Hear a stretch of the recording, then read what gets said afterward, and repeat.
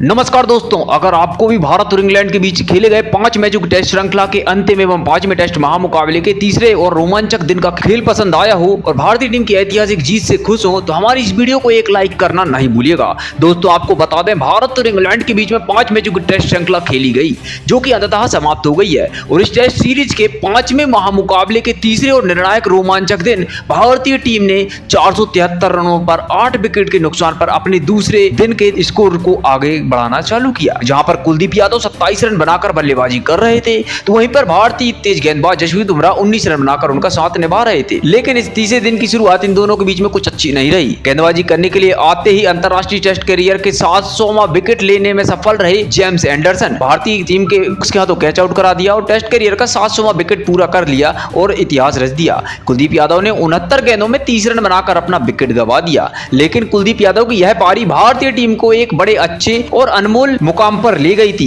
अब विकेट गिरने के बाद भारतीय टीम के आखिरी बल्लेबाज यानी कि मोहम्मद सिराज ने मैदान पर अपना कदम रखा, लेकिन तभी उनके साथी खिलाड़ी दूसरे छोर पर बल्लेबाजी कर रहे जसप्रीत बुमराह को भी शोएब बशीर ने बेन फोक्स के हाथों ही स्टंप आउट करा दिया और इस पारी के 5वां विकेट लेकर बशीर ने यह इतिहास रच दिया। इस महामुकाबले में शानदार उन्होंने अपना पंजा पूरा किया। भारतीय टीम की पहली पारी 477 रनों पर खत्म हो गई। इसी के साथ ही भारतीय टीम ने इंग्लैंड के ऊपर 259 रनों की एक भारी बढ़त बना ली थी। इसके बाद भारतीय टीम के द्वारा मिले इस विशाल बढ़त का पीछा करने के लिए इंग्लैंड के दो दिग्गज ओपनर खिलाड़ी मैदान पर उतरे, जैक क्राउली और बेन डकेट।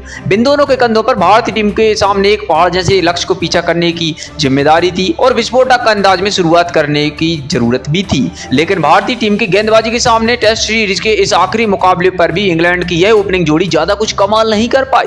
दोस्तों, आपको बता दें, भारतीय पारी की शुरुआत में गेंदबाजी पर बुलाए गए रविचंद्रन अश्विन ने 100वें टेस्ट महामुकाबले में बेन डकेट को क्लीन बोल्ड आउट कर दिया। बेन डकेट 5 गेंदों में बस 2 रन बनाकर पवेलियन चलते बने और जल्दी आउट हो जाने के बाद अब इंग्लैंड टीम की तरफ से ओली पॉप मैदान पर उतरे। लेकिन तभी दूसरे छोर पर बल्लेबाजी कर रहे जैक क्राउली को भी रविचंद्रन अश्विन ने सरफराज खान के हाथों कैच आउट करा दिया। जैक क्राउली बिना खाता खोले पवेलियन चले गए और अश्विन का बेहतरीन फॉर्म देखकर पूरी इंग्लैंड टीम अब दबाव में आ चुकी थी। इंग्लैंड के दोनों ओपनर बल्लेबाजी करने आए थे तो आउट होकर जा चुके थे। अब विकेट गिरने के बाद इंग्लैंड के सबसे बेहतरीन बल्लेबाज यानी कि जॉ रूट मैदान पर उतर चुके थे।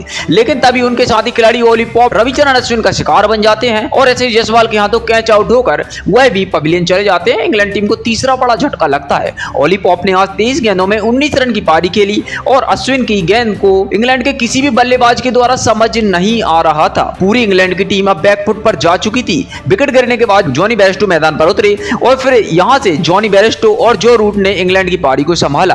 भारतीय गेंदबाजी पर पलटवार करने की कोशिश करी जिसमें जॉनी बेयरस्टो थोड़ी देर तक सफल भी होते हुए दिखाई दे रहे थे। देखते ही देखते जॉ रूट और जॉनी बेयरस्टो के बीच में तेज तर्रार 68 की साझेदारी भी पूरी हो चुकी थी। अपनी टीम को 92 रन की स्कोर तक उन्हें पहुंचा दिया था। लेकिन तभी गेंदबाजी करने के लिए भारतीय स्पिनर गेंदबाज कुलदीप यादव ने अपना विस्फोटक अंदाज दिखाया और शानदार बल्लेबाजी कर रहे जॉनी बेयरस्टो को एलबीडब्ल्यू आउट करा दिया। बेयरस्टो ने 31 गेंदों में 39 रन की तूफानी पारी खेली और पवेलियन चले गए। जॉनी बेयरस्टो अपने विकेट के बहुत ज्यादा नाराज थे और इसी वजह से वह भारतीय खिलाड़ियों के ऊपर कुछ नोकझोंक करते हुए भी दिखाई दिए। अब इंग्लैंड की टीम 100 रनों के भीतर ही अपने टॉप 4 बल्लेबाजों को खो चुकी थी। अब इंग्लैंड के कप्तान बेन स्टोक्स को बल्लेबाजी करने के लिए मैदान पर उतरना पड़ा था। बेन स्टोक्स के ऊपर अब बहुत सारी जिम्मेदारियां बढ़ चुकी थी, लेकिन इन जिम्मेदारियों को इंग्लैंड के कप्तान बेन स्टोक्स नहीं निभा सके थे। भारतीय स्पिनर गेंदबाज रविचंद्रन अश्विन ने उन्हें को क्लीन बोल्ड आउट कर दिया। बेन स्टोक्स महज 10 गेंदों में 2 ही रन बना पाए थे। अब इंग्लैंड की आधी टीम खत्म हो चुकी थी। इतने विशाल लक्ष्य का पीछा करते हुए इंग्लैंड की बल्लेबाजी से इस तरीके के प्रदर्शन की उम्मीद किसी को नहीं थी। लेकिन अब विकेट गिरने के बाद बेन फोक्स मैदान पर उतरे। लेकिन बल्लेबाजी के लिए आए बेन फोक्स को रविचंद्रन अश्विन ने ज्यादा देर तक मैदान पर टिकने नहीं दिया। बेन फोक्स को रविचंद्रन अश्विन ने आउट करा दिया। बेन फोक्स 17 गेंदों में महज 8 रन बनाकर पवेलियन चले गए और टीम को अब बड़ा छठा झटका लग चुका था। एक छोर पर जॉ रूट लाजवाब बल्लेबाजी करने की कोशिश कर रहे थे, मगर दूसरे छोर पर कोई भी टिकने की ताकत नहीं दिखा रहा था। विकेट लगातार गिरते हुए जा रहे थे। अब मैदान पर टॉम हार्टली भी बल्लेबाजी करने उतरे और फिर टॉम हार्टली के साथ मिलकर जॉ रूट ने इंग्लैंड की पारी को थोड़ी देर के आगे बढ़ाया। लेकिन जॉ रूट के साथ ही खिलाड़ी टॉम हार्टली को इसी बीच जसप्रीत बुमराह ने एलबीडब्ल्यू आउट करा दिया। टॉम हार्टली 24 गेंदों में 20 रन बनाकर पवेलियन चले गए।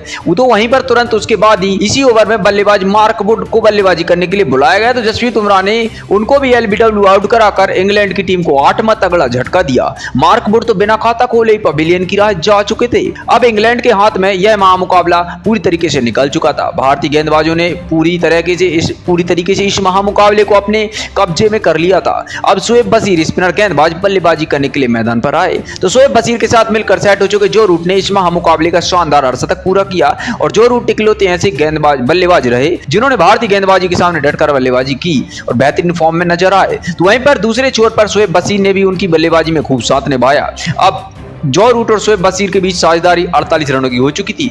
दोनों ही खिलाड़ी बेहतरीन बल्लेबाजी कर रहे थे, लेकिन तभी गेंदबाजी पर बुलाए गए रविंद्र जडेजा ने सेट हो चुके शोएब बशीर को क्लीन बोल्ड कर दिया। शोएब बशीर 29 गेंदों में 13 रन बनाकर पवेलियन चलते बने। अब इंग्लैंड के पास एक ही विकेट बचा था और भारतीय टीम एक विकेट से जीत से नजदीक पहुंच चुकी थी। अब इंग्लैंड की तरफ से जेम्स एंडरसन आखिरी विकेट के रूप में मैदान में उतरे और दूसरी छोर पर बल्लेबाजी कर रहे जो रूट अपने शतक के काफी नजदीक पहुंच चुके थे, लेकिन अंत में उनका शतक पूरा नहीं हो पाया। कुलदीप यादव की एक गेंद पर बड़ा शॉट खेलने के चक्कर में जो रूट ने बुमराह को अपना कैच थमा दिया।